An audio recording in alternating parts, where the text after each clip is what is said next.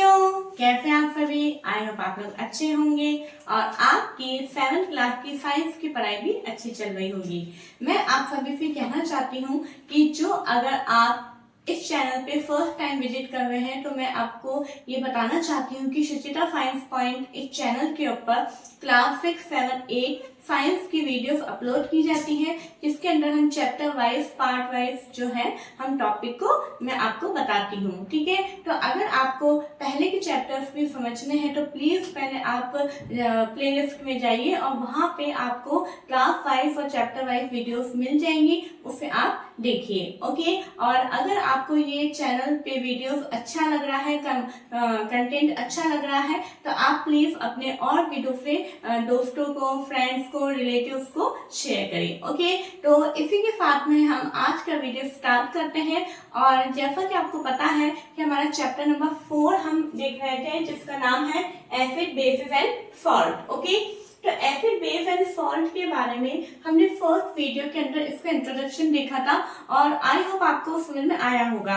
और आप लोगों ने वो जो मैंने पूरा एक टेबल बनवाई थी, वो टेबल जो है वो आपने अपनी कॉपी के अंदर भी नोट डाउन किया होगा कि एसिड, बेस एंड सॉल्ट तीनों में जो डिफरेंस थे, बहुत ही कम डिफरेंस थे उसके अंदर आपके, तो वो मैंने एक टेबल फॉर्म में बनवाए थे, वो आपने कॉपी के अंदर नोट डाउन किया होगा और आई होप आपको समझ में भी आया होगा। ओके, तो इसी के आगे जैसा कि मैं आपको ये बता रही थी कि हम एसिड को जो मतलब सभी सब्सटेंस को हम टेस्ट नहीं कर सकते, है ना, तो उनको जिनको हम टेस्ट नहीं कर सकते उनको हमें अगर चेक करना है कि कौन सा एसिड है, कौन सा बेस है, कौन सा सॉल्ट है, तो उसको चेक करने के लिए कुछ इंडिकेटर्स की हमें हेल्प लेनी होती है। ठीक है, तो उन इंडिकेटर्स जिन्हें हम हिंदी में सूचक बोलते हैं, वो इंडिकेटर्स का ही आज हमारा टॉपिक है। हम जो इंडिकेटर्स है वो 2 टाइप्स के होते हैं, नेचुरल इंडिकेटर्स है, आर्टिफिशियल या सिंथेटिक इंडिकेटर्स, है ना। अभी आज हम किसके बारे में पढ़ेंगे? आज हम पढ़ेंगे नेचुरल इंडिकेटर्स के बारे में पढ़ेंगे। ओके, तो नेचुरल इंडिकेटर्स को हिंदी में क्या बोलते हैं? प्राकृतिक सूचक। अब आप देखिए नाम में ही लिखा नेचुरल, मतलब ये हमें किससे मिल रहा है? नेचर से, यानी जो चीज हमें प्रकृति से मिलती है, नेचर से मिलती है, उन्हें हम क्या बोलते हैं? नेचुरल इंडिकेटर बोलते हैं। ओके, अब नेचुरल इंडिकेटर्स जो है, इंडिकेटर्स आर 3 टाइप, ये 3 टाइप्स के हैं। कौन कौन से? Litmus, turmeric and China rose. Okay, litmus, turmeric and China rose, इस तरीके से ही आपको कॉपी के अंदर नोट डाउन करना है। देखिए बच्चों, मैं फिर आपको कहना चाहती हूँ, और अगर आप पहली बार देख रहे हैं तो मैं उनको भी बताना चाहती हूँ कि जिस तरीके से मैंने लिखा है, अगर आप उसी तरीके से कॉपी में लिखेंगे तो आपके काफी अच्छे नोट्स तैयार हो जाएंगे और आपको चैप्टर को लर्न करने में भी बहुत ही आसानी होगी। ओके बच्चों, ठीक है। अब सबसे पहला आज हम लेंगे लिटमस के बारे में। अभी हम देख रहे हैं लिटमस क्या होता है। Mostly used natural indicator is litmus, है ना। नेचुरल इंडिकेटर में 3 हम देख रहे हैं कैटेगरी, लेकिन इन तीनों के अंदर से मोस्टली जो फर्स्ट नंबर का इंडिकेटर है लिटमस, उसे ज्यादातर यूज में लिया जाता है। Okay, it has a purple colour, इसका वैसे कलर कौन सा है? पर्पल कलर का है। And it is extracted from lichens, और ये किससे निकाला गया है? लाइकेन होता है, उससे मिलके ये बना है। ठीक है, अब आप ये सोच रहे हैं लाइकेन क्या है, तो आपने ध्यान आप करिए कि फर्स्ट चैप्टर के अंदर जब हमारा न्यूट्रिशन इन प्लांट्स हमारा चैप्टर था, तो न्यूट्रिशन इन प्लांट्स के अंदर एक सिम्बायोसिस हमने रिलेशनशिप का देखा था, सिम्बायोसिस हमने देखा था। तो सिम्बायोसिस में क्या था कि एल्गी, है ना, क्या था? एल्गी एंड फंगाई, जो एल्गे एंड फंगाई जब मिलके एक दूसरे के साथ में रहते हैं और सिम्बायोटिक रिलेशनशिप शो करते हैं, तो इसको जब भी मिलके रहते हैं, इस फॉर्म को क्या बोला जाता है? लाइकेन बोला जाता है। क्या बोला जाता है? लाइकेन्स बोला जाता है। और इसी से ही लिटमस को बनाया गया है। ठीक है, it is available in the form of a solution, ये दो रूपों में अवेलेबल है, एक तो सॉल्यूशन के फॉर्म में अवेलेबल है एंड और in the form of strip of paper, और पेपर के स्ट्रिप के रूप में ये अवेलेबल है, नॉन एज लिटमस पेपर, जिसको हम क्या बोलते हैं? लिटमस पेपर बोलते हैं। ठीक है, अब लिटमस पेपर कैसे क्या काम में आता है वो हमने वैसे लास्ट वीडियो में देख लिया था। आज और देखने जा रहे हैं कि अगर ब्लू लिटमस पेपर है उसको हम एसिड के में डिप करते हैं, ऐड करते हैं, तो ये काय में कन्वर्ट हो जाता है, रेड में कन्वर्ट हो जाता है। इस तरह से आप अपने स्केच कलर से इस तरह से आप बना के लिख सकते हैं, तो काफी आपको हेल्प मिलेगी। ब्लू लिटमस पेपर को एसिड में कन्वर्ट करते हैं तो ये रेड में कन्वर्ट हो जाते हैं। यहाँ पे मैंने वर्ड्स में लिखा है ब्लू टू रेड, ओके। और जब रेड लिटमस पेपर को बेस में हम ऐड करते हैं तो ये रेड में कन्वर्ट हो जाता है, जिसको मैंने लिखा है रेड टू ब्लू, ओके बच्चों, ठीक है।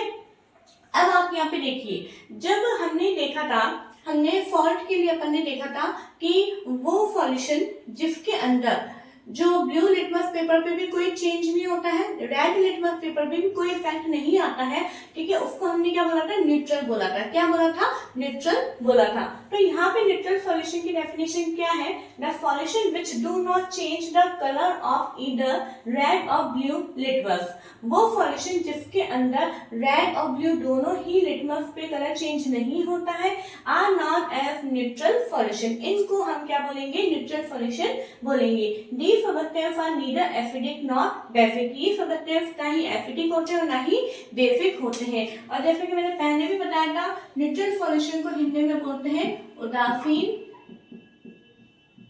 ठीक है, उदासीन, और सॉल्यूशन को विलयन, ठीक है, उदासीन विलयन बोलते हैं, अंडरस्टैंड, ओके।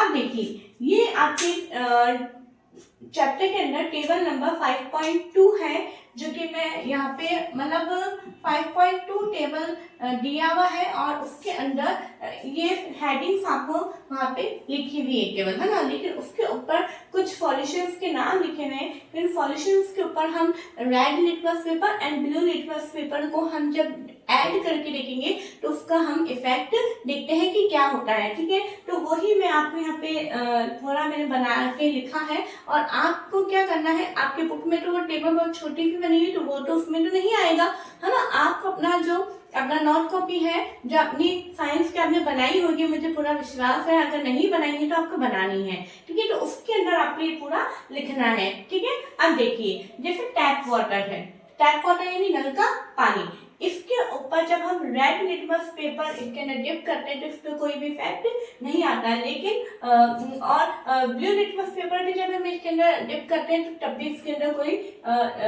इफेक्ट नहीं आता, मतलब कोई चेंज नहीं होता है। तो जब दोनों पे ही कोई चेंज नहीं है तो फिर ये क्या है, ये न्यूट्रल है, क्या है, न्यूट्रल है, ओके। एंड डिटर्जेंट सॉल्यूशन है, डिटर्जेंट सॉल्यूशन पे जब हम रेड लिटमस पेपर डालते हैं तो ये ब्लू में कन्वर्ट हो जाता है। क्या, जब रेड लिटमस पेपर डालते हैं तो ये ब्लू में कन्वर्ट हो जाता है, इट मींस ये क्या है, ये बेसिक है। जब रेड ब्लू में कन्वर्ट हो रहा है और जब हम ब्लू लिटमस पेपर ऐड करेंगे तो उस पर तो कोई चेंज नहीं होगा, ठीक है। इस तरह से आई होप आपको ये टेबल समझ में आ रही होगी। इसी तरह से एडिटेड ड्रिंक है, उसके ऊपर भी जब हम रेड लिटमस पेपर ऐड करते हैं तो कोई चेंज नहीं होता है, but blue litmus paper add करते हैं तो इसके अंदर ये रेड में कन्वर्ट हो जाता है। देखिए, ब्लू लिटमस पेपर हमने इसमें ऐड किया तो ये रेड में कन्वर्ट हो गया, इट मींस जब ये रेड में कन्वर्ट हुआ है तो ये क्या है, एसिडिक है, ओके, है ना। ऐसे ही सोप सॉल्यूशन है, ये भी जो है रेड लिटमस पेपर हमने ऐड किया तो ये ब्लू में कन्वर्ट हो गया, ब्लू में कन्वर्ट, रेड टू ब्लू, आप याद करिए रेड टू ब्लू है तो इट मींस क्या है, ये बेसिक है, ओके। शैम्पू है, शैम्पू पे रेड लिटमस पेपर का कोई इफेक्ट नहीं हुआ, बट ब्लू लिटमस पेपर जो है रेड में कन्वर्ट हो गया है, ठीक है। और ये जब रेड में कन्वर्ट हुआ है तो ये क्या है, एसिडिक है। आपको अभी भी मैं फिर बताती हूँ कि अगर आपको ये ध्यान में नहीं आ रहा कि अब हम कैसे याद करेंगे, तो मैं यहाँ पे मैंने आपको एक ट्रिक बताई थी, वापस रिवाइज करती हूँ। एक अनिल वर्ड मैंने आपको बताया था,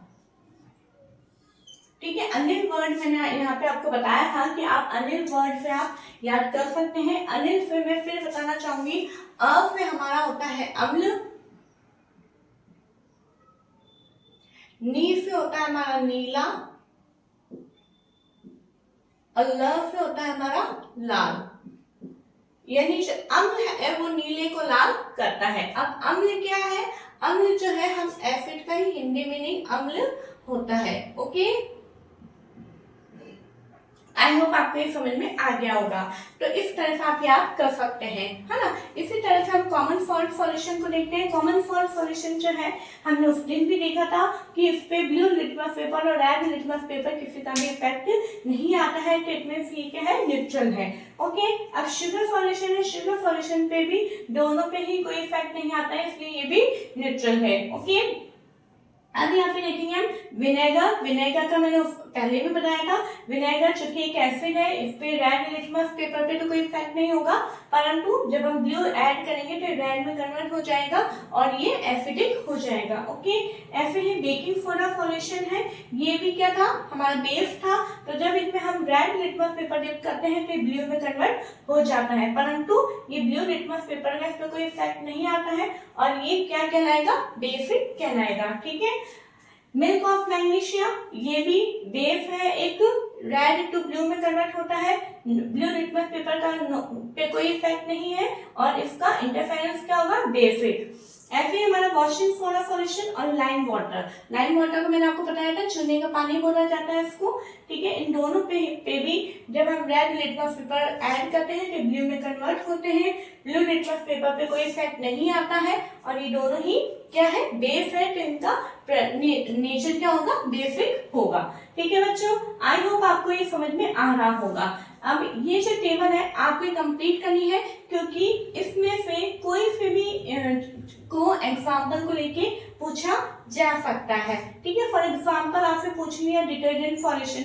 डिटर्जेंट सॉल्यूशन पे अगर हम रेड लिटमस पेपर ऐड करते हैं तो ये क्या इफेक्ट डालता है, तो आप बता सकते हैं it is change to blue litmus paper. Okay, blue colour.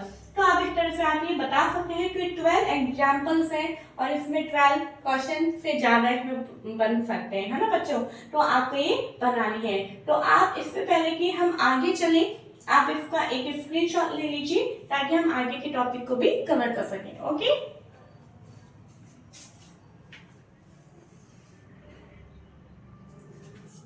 Okay बच्चों, तो अब देखिए, अब हमारा नेक्स्ट टॉपिक स्टार्ट होता है टर्मेरिक।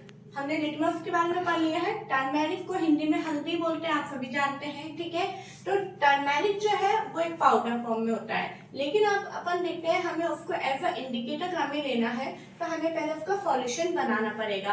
और आपको ये पता है कि किसी भी चीज का सॉल्यूशन बनाने के लिए हमें उसको किसी न किसी लिक्विड के अंदर, यानी किसी न किसी सॉल्वेंट के अंदर जो हमें उसको डिसॉल्व करना होता है। ओके, तो जब हम टर्मेरिक सॉल्यूशन हमें बनाना है तो हम टर्मेरिक के अंदर क्या ऐड करेंगे, वाटर ऐड करेंगे। ठीक है, टर्मेरिक के अंदर वाटर ऐड करने के बाद में वो पूरा एक हल्दी का पानी बन जाता है, पूरा टर्मेरिक सॉल्यूशन बन जाता है। ठीक है, उस टर्मेरिक सॉल्यूशन को फिर आप मतलब दो तरीके से यूज में ले सकते हैं, एक तो लिक्विड फॉर्म में यूज में ले सकते हैं, या फिर आप उस टर्मेरिक सॉल्यूशन को के ऊपर आप है ना फिल्टर पेपर या जो ब्लेटिंग पेपर होता है उसके अंदर उसको पूरा डिप कर देंगे, तो उसके ऊपर वो पूरा येलो हो जाएगा और फिर उसको आप सूखने देंगे। सूखने के बाद में आप उसकी जैसे लिटमस पेपर होता है वैसे आप उसके पतले पतले जो है स्ट्रिप्स आप उसे काट लेंगे। ठीक है, इस तरीके से हम दोनों तरीके से उसको यूज में ले सकते हैं। अब चूंकि आपके बुक में एक ही टेबल दिया हुआ था, ये भी आपके बुक में आप इसे पूरा सॉल्व करके लिखेंगे, जो कि मैंने यहाँ पे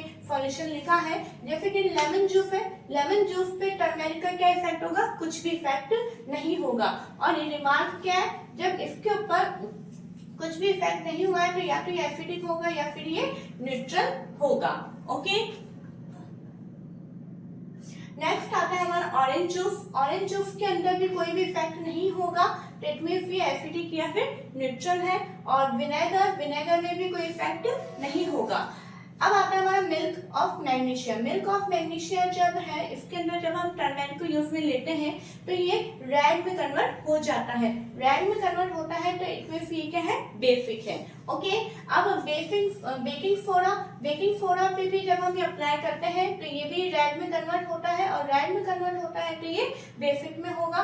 ठीक है, इसी तरह से लाइम वाटर यानी चूने का पानी है, ये भी अप्लाई करने पे रेड में कन्वर्ट होता है और कन्वर्ट होने के बाद में ये बेसिक कहलाता है। ठीक है, आप देखिए जरा, जब आप हमारे कपड़ों के ऊपर सब्जी वगैरह गिर जाती है, ठीक है, क्योंकि उसके अंदर टर्मेरिक होता है, जब अपन उसे साबुन से वॉश करते हैं तो उस पर कौन सा कलर आ जाता है, रेड कलर वो बन जाता है। क्यों? क्योंकि वो बेसिक हो जाता है ना। इसी तरीके से यहाँ पर है। ऐसे शुगर है, शुगर के अंदर भी कोई चेंज नहीं है, चेंज नहीं है तो ये एसिडिक या फिर न्यूट्रल होगा।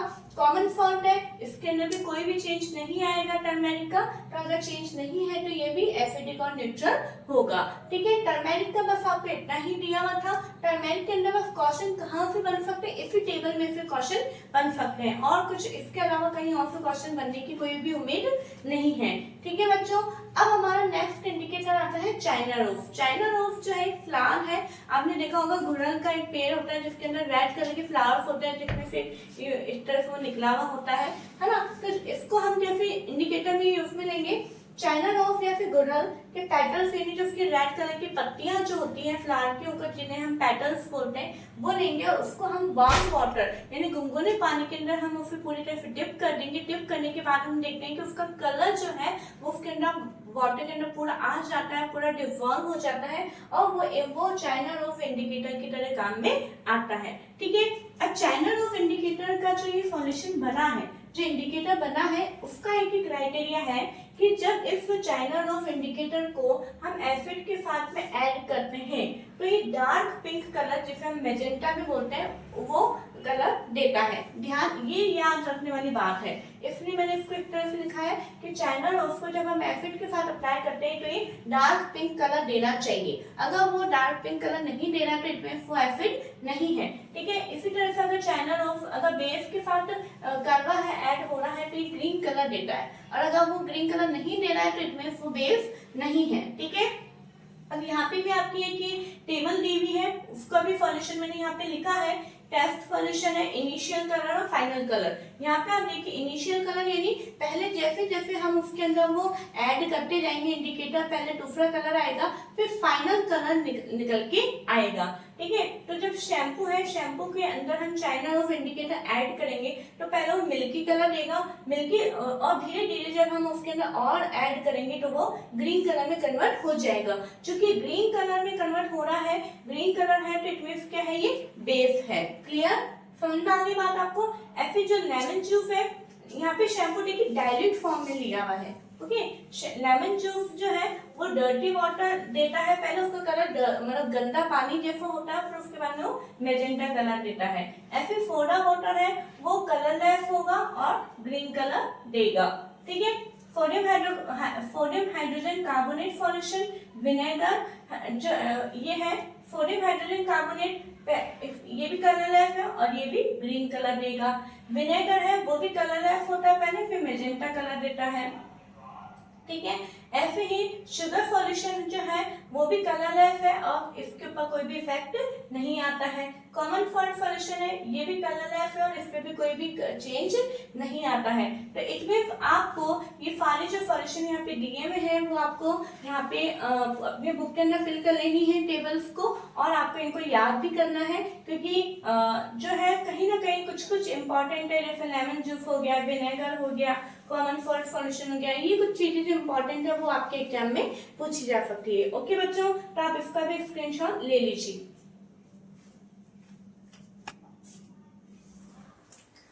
ओके बच्चों, तो अब देखिए, अब हमारा नेक्स्ट एक लास्ट आपका जो इंडिकेटर वाला टॉपिक अभी हमारा चल रहा है। ठीक है, उस इंडिकेटर वाले टॉपिक के अंदर लास्ट आपकी टेबल दी हुई थी, उसमें ये था कि कुछ सॉल्यूशंस जो है कि अपने को कलेक्ट करने हैं नियर बाय स्कूल से, कहीं से भी हमें कलेक्ट करने हैं, और उनका लिटमस पेपर और टर्मेरिक और चाइना रोज तीनों इंडिकेटर से हमें उनका टेस्ट करके देखना है। ठीक है, तो जो हाइड्रोक्लोरिक एसिड है, अब एसिड है, अब आप खुद ये टेबल आप खुद सॉल्व कर सकते हैं वैसे। ठीक है, जितने भी एसिड्स आप यहाँ पे देख रहे हैं, एसिड का लिटमस पेपर पे क्या होता था, ब्लू टू रेड, अनिल, याद कर सकते हैं, अनिल, अनिल। ठीक है, ब्लू टू रेड। अब चूंकि एसिड है, ठीक है, टर्मेरिक के ऊपर एसिड का कोई इफेक्ट नहीं होता है, इसलिए नो चेंज हो गया। और चाइना रोज में आप याद करिए कि चाइना रोज के अंदर जब एसिड से हमने किया था तो डार्क पिंक या मेजेंटा कलर देता है, तो इस तरह से मेजेंटा कलर आ गया। ठीक है, अब यहाँ पे हमारे सोडियम हाइड्रोक्साइड, अमोनियम हाइड्रोक्साइड और कैल्शियम हाइड्रोक्साइड तीनों क्या है, बेस है। ठीक है, तो तीनों बेस है, इसलिए बेस में हमेशा लिटमस पेपर का क्या होता है, red to blue. Okay, red to blue है इसलिए तीनों में रेड टू ब्लू आ गया। अब अपन ने देखा था, मैंने आपको बताया था, याद रखने के लिए मैंने आपको एग्जांपल दिया था कि अगर हमारे कपड़ों के ऊपर सब्जी वगैरह गिर जाती है, फिर हम उसे वॉश करते हैं साबुन लगा के, तो वो कलर कैसा चेंज हो जाता है, रेड में चेंज हो जाता है। या आप थोड़े से हैंकी के ऊपर, किसी कपड़े के ऊपर आप लगा के करके भी देख सकते हैं। इसलिए टर्मरिक के ऊपर क्या कलर आ रहा है, रेड। और चाइना रोज का मैंने आपको अलग से लिख के बताया है, चाइना रोज पे क्या कलर आता है, बेस का ग्रीन कलर आता है। तो इट मींस ये आपको टेबल बनाने में, याद करने में, इसको रटने में कुछ भी नहीं, बस आपको ये कलर ध्यान में रखना है कि चाइना रोज का एसिड के साथ मैजेंटा, बेस के साथ ग्रीन, टर्मरिक का बेस के साथ रेड, इस तरह से आपको याद करना है बस। उसके अलावा आप कोई सा भी एसिड पूछ लिया जाए, कोई सा भी हाइड्रोक्साइड पूछ लिया जाए, आपको कोई भी प्रॉब्लम नहीं होगी। ठीक है, यहाँ पे अगर हम सोडियम हाइड्रोक्साइड भी लिख देते तब भी यही रिजल्ट अपने को देखने को मिलता। ठीक है, अब एक लास्ट आपके चैप्टर के अंदर एक ब्लू पूरा कॉलम दे रखा है, उसके अंदर एक एसिड रेन का टॉपिक है बच्चों। ये टॉपिक बहुत इंपॉर्टेंट है, इसलिए मैं आपके सामने लेकर आई हूँ क्योंकि इसे हमें समझना इंपॉर्टेंट है ना। एसिड रेन को सबसे पहले हिंदी में बोलते हैं अम्ल वर्षा। क्लियर। अब ये एसिड रेन होती क्या है, the rain containing excess of acid is called an acid rain। यानी बारिश के अंदर एसिड की मात्रा सबसे ज्यादा होने के कारण इसको अपन क्या बोलते हैं, एसिड रेन बोलते हैं। Clear. The rain becomes acidic। Rain acidic कब होती है, because carbon dioxide, sulphur dioxide, मैंने ये फॉर्मूला भी लिखे हैं, और नाइट्रोजन डाइऑक्साइड, ये तीनों जो ऑक्साइड है, कौन कौन से, carbon dioxide, nitrogen dioxide and sulphur dioxide, जो कि कहां से निकलते हैं, which are released into the air as pollutant. यानी जो हम पॉल्यूशन फैलाते हैं, कोई भी चीज हमने बंद कर रहे हैं, जला रहे हैं, कचरा जला रहे हैं, धुआं निकल रहा है, स्मोक निकल रहा है, उसके अंदर से जो पॉल्यूटेंट यानी जो प्रदूषक कारक है, जो प्रदूषण फैलाते हैं, वो कहीं में है, एयर के अंदर है। ठीक है, तो उसके अंदर ये जो है, जितने भी ऑक्साइड्स हैं, डिसॉल्व इन रेन, ये कहीं में डिसॉल्व हो जाते हैं। जो बारिश आती है, बारिश का पानी आता है, रेन ड्रॉप्स आती है, उनके अंदर ये डिसॉल्व हो जाती है। जितने भी ये गैसेस हैं, जितने भी पॉल्यूटेंट्स हैं, ये पानी के अंदर डिसॉल्व हो जाते हैं बारिश के, और फिर ये क्या बना लेते हैं, कार्बोनिक एसिड बनाते हैं, सल्फ्यूरिक एसिड बना लेते हैं, और नाइट्रिक एसिड बना लेते हैं। ठीक है, वापस मैं बता रही हूँ, carbonic acid, sulphuric acid and nitric acid ये बना लेते हैं उस पानी के अंदर, वो डिसॉल्व होने के कारण, जिसके कारण अब आप देखिए, किसी पानी के अंदर एसिड बन गया है तो वो क्या हो गया, एसिड वाटर हो गया। और चूंकि रेन का वाटर है इसलिए इसको क्या बोल दिया, एसिड रेन बोल दिया गया है। ठीक है बच्चों, अब एसिड रेन का यहाँ पे मतलब नुकसान क्या है, acid rain causes damage to buildings, historical monuments, plant and animals. जो एसिड रेन है वो हमारी बिल्डिंग्स को डैमेज कर रही है, हिस्टोरिकल मॉन्यूमेंट्स जैसे कि ताजमहल है, आपने देखा होगा ताजमहल का कलर जो है पीला सा होने लग गया है, जिसका कारण ये एसिड रेन ही है। ठीक है, तो ये और प्लांट्स और एनिमल्स के लिए भी बहुत ही ज्यादा नुकसानदायक है। ये एसिड रेन का पानी ही जितने भी वाटर रिजर्वोयर्स है उनके अंदर जाता है, और वहाँ उनके अंदर जितने भी एक्वाटिक एनिमल्स सर्वाइव करते हैं, वो इस एसिड रेन के कारण वो सर्वाइव नहीं कर पाते, और वो उनकी डेथ तक भी हो जाती है, और प्लांट्स के ऊपर भी काफी इनका इफेक्ट आता है। तो बच्चों, आज हमारे इस वीडियो के अंदर इंडिकेटर का टॉपिक यहाँ पे पूरा कंप्लीट होता है, और इस इंडिकेटर के टॉपिक को मैंने मेरी तरफ से बहुत अच्छे तरीके से हर एक टेबल आपको, अपन ने 4 टेबल्स इसके अंदर करी है, हर एक टेबल अपन ने यहाँ पे क्लियर किया है। आपको इसको अपने बुक में, अपनी कॉपी के अंदर जरूर से नोट डाउन करना है, इसलिए पूरा अच्छे से लिखना है। ये एसिड रेन के ऊपर क्वेश्चन अच्छे से बनकर आता है, आराम से 1 या 2 मार्क्स का क्वेश्चन बनकर आएगा, तो ये आपको आंसर लिखना है। ओके, और अगर आपको ये वीडियो थोड़ी सी भी हेल्पफुल लगती है, अगर आपको ऐसा लग रहा है कि मैं आपके अगर किसी भी तरीके से हेल्प कर रही हूँ, तो मैं ये चाहूंगी कि आप भी मेरी हेल्प करें, और वो यूं है कि आप इन वीडियो को ज्यादा से ज्यादा शेयर करें और लाइक करें, सब्सक्राइब करें। Okay, thank you.